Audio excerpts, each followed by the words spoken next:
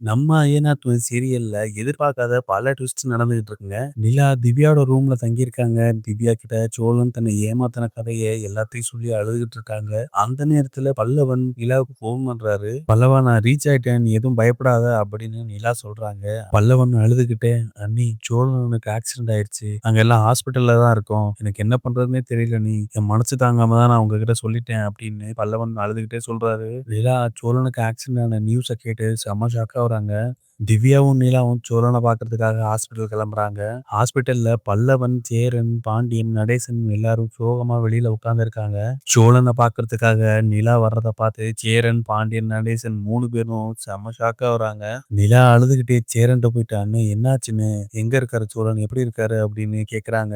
"என்ன நடந்துச்சு? எப்படி நடந்துச்சுன்னே தெரியலம்மா. நீ போன பிறகு வீட்ல இருக்க எல்லாருமே அவன திட்டினோம். எங்க கூட சண்டை போட்டுட்டு நான் இனிமே வீட்டுக்கே வரமாட்டேன்" அப்படின்னு சொல்லிட்டு கார் எடுத்துட்டு வேகமா கிளம்பி போனான். அவனுக்காக ரொம்ப நேரம் வெயிட் பண்ணிக்கிட்டே இருந்தோம் எல்லாரும். பார்த்தா ஒரு ஃபோன் கால் வந்தது. அவன் இந்த மாரி ஆக்சிடென்ட் ஆயிட்டான்னு. அப்புறமா நாங்களும் இங்க வந்தோம். "நீ ஏன் நிலா இங்க வந்த? உன்னை ஏமாத்துனதுக்காக தான் அவனுக்கு இப்படிலாம் நடக்குது. நீ போம்மா, நாங்க பார்த்துக்கிறோம்" அப்படின்னு சேரன் சொல்றாரு. "அண்ணே, அவர் மேல எனக்கு கோவம் இருந்தது. அதுக்காக அவருக்கு இப்படிலாம் நடக்கணும்னு நான் எதிர்பார்க்கல.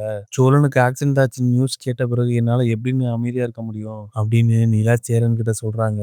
டாக்டர் ரூம்ல இருந்து வெளியில வராரு. எல்லாரும் ஓடி போய் டாக்டர்ட்ட சோழனுக்கு என்னாச்சுன்னு கேட்கறாங்க. "கவலைப்படுற அளவுக்கு ஒண்ணும் ஆகல.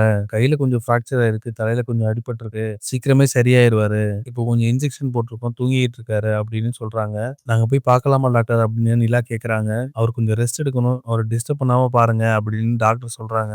எல்லாருமே சோழன பார்க்கறதுக்காக ரூம்குள்ள போறாங்க. சோழன் தலையில கட்டு போட்டு பெட்ல படுத்திருக்காரு. நிலா சோழன் பக்கத்துல போயிட்டு சோழன பக்கத்துல இருந்து பார்க்கறாங்க. சோழன் இப்படி அடிபட்டு படுத்திருக்க நிலைமைய பார்த்து சோழன் அப்படின்னு சொல்லி அழ ஆரம்பிக்கிறாங்க.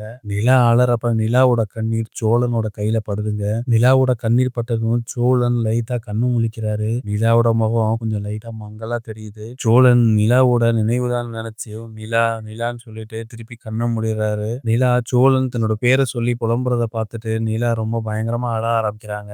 ஐயனார் குடும்பமே சோழன் இந்த நிலைமையில இருக்கிறத பார்த்துட்டும் நிலா பேரை சொல்லி புலம்புறத பார்த்து கண் கலங்கி நிக்கிறாங்க.